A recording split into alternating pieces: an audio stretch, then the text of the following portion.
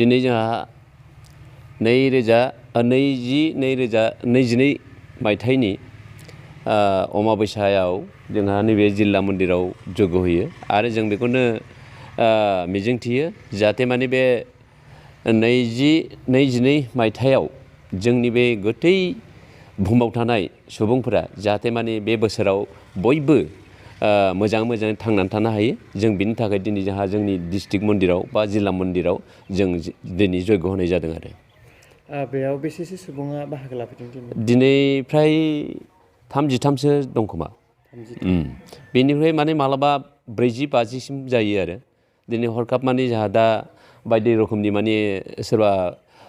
बे गोदान बोसोरनि थाखाय माबा माबि खाना जानाय दं नालाय बिनि थाखायनो दिनै एसे खम जादों आरो बे समाव नोंथांमोननि सासे समाज सिबियारि बा आउट अफ बिटिसिनि सोलोंथाइनि EM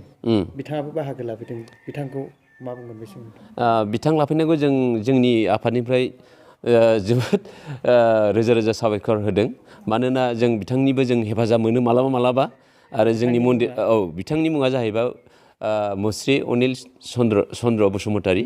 बिथाङा जोंखौ मालाबा जिखुनु माबाफोर जथुमा जायोबा जोंनि माबाफोर हाबाफारिफ्राव बिथाङाबो जोंखौ हेफाजाब होयो आरो फैबाय थानाय समाव जिहेतु कार्बि आंलं जिल्लानि गोबां बर'फ्रा माखासे जेंनाजों मोगा मोगि जानो गोनां जायो जिहेतु मालायनि सिङाव थानाय बेफोरनि थाखाय नोंथांमोना ब्रह्म धोरोम आफाद जानानै माबायदि समाजाव मोजां खामानि मावनो थाखाय सेस्था खालामगोन जों बेखौ माब्लाबा ओइ राजनितिफोरजों सावरायनायनि गेजेरजों जोंबो माबाफोर हेफाजाब होनो हायो नामा होननानै जों बिसोरजों रायलायनायनि गेजेरजों जोंबो मालाबा बिसोरखौ हेफाजाब होयो मानोना माबाफोर जुदि जोंनि माबायाव समाजाव बे कार्बि आंलं जिल्लायाव थानायाव माबाफोर मोनसे जुदि जेंनाफोर फैयोब्ला जोंबो माने बिसोरजों जों हेफाजाब होफायो आरो धोरोम आफाद हिसाबै गुबैयै नोंथांमोननि जायगायाव बर'फ्रा माबायदि खैफोदाव दङ दा बुंनो थाङोब्ला दाथ' जों बारा खैफोदखौ नुहुराखै मानो होनना होनब्ला जों दाथ' जों BTC आव जिथु मोनदों बेफोरनि गोहोमाबो जोंनावबो फ्राय गोलैनानै दंफैयो नालाय बेनिखायनो दा जों कार्बि आंलंआव दंब्लाबो कार्बिफोरनि सिङाव थानानैब्लाबो जों बहुद सुखआव रायजो जानानै दं जों कार्बि आंलंआव उन समाव नोंथांमोना बिनिफ्राय आरो गावनि आजादियाव सोलिनो थाखाय सेस्था दंना गैया दङ मानोना होनब्ला जों बेखौ जों गोबां बोसोरनिफ्रायनो जोंहा नैबे 6थि सिडुल बेखौ नांबोबाय थादों मानोना जोंना कसारि समाज होननाय मोनसे आफाद दंखायो बे आफादानो बे कार्बि आंलंआव थानाय बर' सुबुंफोरखौ माने जागृखांहोनानै बेखौ आन्दलननि थ्रुयैदि जों बे 6थि सिडुलखौ लाबोनो थाखाय दिनैसिम नांगासिनो दं आरो बे 6थि सिडुलखौ जों दा जासिगोन होननानै जों मिन्थिनो मोन्दों दा बे खैदिनावनो जागोन नामा जोंहाबो माने मिजिंथिनाय दं आरो दिनै जों कार्बि आंलं जिल्ला ब्रह्म धर्म ज्योति मन्दिराव अमाबैसाखौ लोब्बा लानानै आरो गोदान बोसोरखौ बरायनानै गोजाम बोसोरखौ बिदाय होनानै जों दिनै अमाबैसानि जग्य होदों गोबां जोंनि आइ बाबामोनहा बेवहाय जग्य होनायाव बाहागो लाफैदों जों बेबायदिनो अमाबैसा पुर्निमा जग्य होबाय थायो बे ज्योति मन्दिरावनो बे जग्यखौ मानो होयो जोङो जोंनि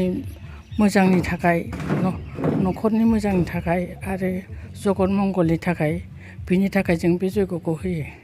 गिबियावनो प्राइम टाइम 24 हेडलाइन्ससिम नैबे गोदान बोसोरनि नैथि सान बा 2 जानुवारि आङो नोंथांमोननि चेनेलनि गेजेरजों जोंनि जानाखि कार्बि आंलंआव रायजो जाबोबाय थानाय कार्बि आंलं जोनोम जायैनि आगोलनिफ्रायनो 1951 सन बा 1952 सननि 23 जुनाव कार्बि आंलंआ जोनोम जायो बे समाव संयुक्त उत्तर कछार मिकिर हिल्स जिल्लामोन बिनि उनाव गावस्रालायो दा दिनै बेवहाय मानिकपुर हालामाव जानाखि जिल्लानि जानाखि मन्दिर जानाखि बे मन्दिरखौ बेखेवनाय समावबो आं मोनसे हाबाफारियाव बाहागो मोन्दोंमोन आं बे समाव एबसुनि आफादगिरिमोन जिल्लानि आरो बेवहाय सेन्ट्रेल ब्रह्म धर्मनि मोनसे कनफारेन्स जादोंमोन बिथांमोन सना 1997 आव बिराद गिदिर जादों ओंखायनो दहाय नोंथांमोनखौ आं होननाया बे मन्दिराव मोनसे जग्य जाबाय थादों निसय माबा मोनसे फोरबो दङ दा जों मिथिनो मोन्दों अमाबैसानि फोरबो बे फोरबोआव बिथांमोना बर'ल' नङा कार्बि आंलंनि बर' फिसाल' नङा आसामनि बुहुमनि बर'फोरनि थाखाय बिथांमोना गोजोन मोनसे गोदान बोसोराव हास्थायनानै बर'नि जानाखि जौगानायखौ लुगैनानै मोनसे जयग' होदों बेजों लोगोसे बुहुमनि सुबुं माहारिया जाहाथे मोनसे सान्थियै गोजोनै फैगौ गोदान बोसोराव जाहाथे मोगा मोगि जानानै बोरैहाय मावनांगौ खामानिफोरखौ मोनसे प्रत्याहाबान हिसाबै लानानै बिथांमोना जानाखि इसोरनि सोरजिगिरिनि खोथा आर'ज गाबदों प्रत्याहाबान हिसाबै लानानै बिथांमोना आवगायलांनायनि थाखाय मोनसे जानजि खाफ्रादों आं बे समाव बिथांमोनजों बाहागो लानो मोनफैनानै आं गोजोनदों लोगोसे जोङो बे समाव माखासे गोबां रायजो थांबाय निसय उननि हाबाफारियाव आं बिथांमोनजों थाफागोन आगोलबो थादों दाबो थागोन आं बेखिनिखौनो मोनसे गोदान बोसोर आरोबाव बे मानिकपुर हालामनिफ्राय नोंथांनि चेनेलजों फोरमायनानै आं फोजोबथ'बाय गोजोन्थों